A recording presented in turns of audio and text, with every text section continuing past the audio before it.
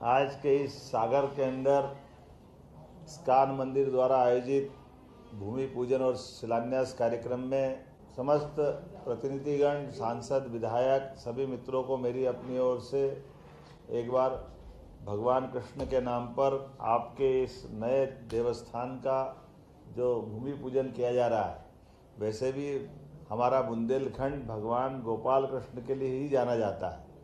और जब यहाँ इस्कॉन मंदिर द्वारा आज ये नए संकल्प की प्रतिपूर्ति हो रही, इस्कॉन वो संस्थान है जिसने दुनिया के अंदर हमारे भगवान राम और कृष्ण की सनातन संस्कृति की पताका फहराई है। विदेशों के अंदर खास करके मांस, मदिरा, धूम्रपान से छुट्टी पाना ये बहुत कठिन जाता है, लेकिन इस्कॉन मंदिर ने असंभव को संभव किया है। आज के इस अवसर पर सभी संत वृंद को प्रणाम कर रहा हूँ।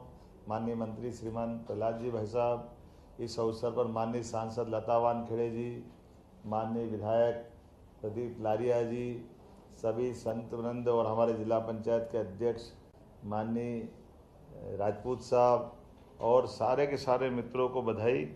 हम सब जानते हैं कि इस्कॉन इंटरनेशनल ने अपनी भूमिका विश्व स्तर पे भी और अब देश के अंदर भी एक हमारे आधुनिक तरह से साहित्य के आधार पर भगवान कृष्ण की पवित्र गीता की अपनी एक पहचान थी, लेकिन जन जन तक पहुंचाने के लिए भगवान कृष्ण के उस अद्भुत उस समय के मुख से निकले हुए एक एक वचन, जिसको 18 अध्याय के माध्यम से जो संग्रहित किया गया है, जिसको हम पवित्र गीता नाम देते हैं।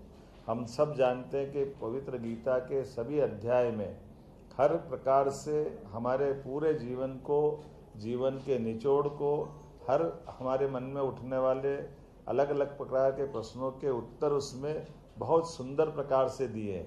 कौन सा विषय छूटा है?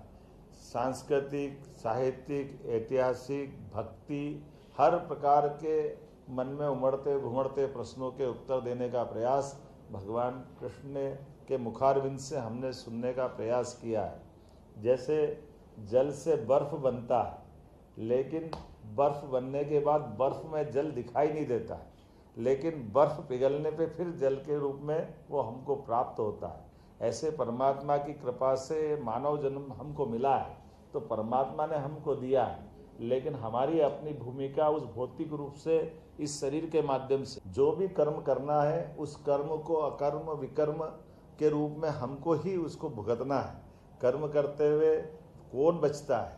कर्म तो जो जिसका पिंड बना है, वो सांस लेना, खाना पीना, सोना, ये भी एक कर्म है। ये सच्चे अर्थों में विकर्म की श्रेणी में आता है, या विशेष कर्म का हम संकल्प लेकर अपने मानव जन्म को धन्य करें। ऐसे में इस्कॉन ने अपने मूल जड़ों को लेकर के, सनातन धर्म की संस्कृति को लेकर के, और इतनी विकट परिस्थिति में परम पूज्य महाराज जी ने 10 साल के अंदर दुनिया में इस्कॉन का अपने आप में एक अलग फैलाव करके दुनिया के अंदर एक अलग दिशा दी।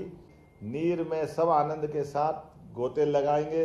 मेरी अपनी ओर से इस्कॉन इंटरनेशनल के इस नवीन भगवान के धाम के भूमि पूजन के अवसर पर मेरी अपनी ओर से सबको बधाई।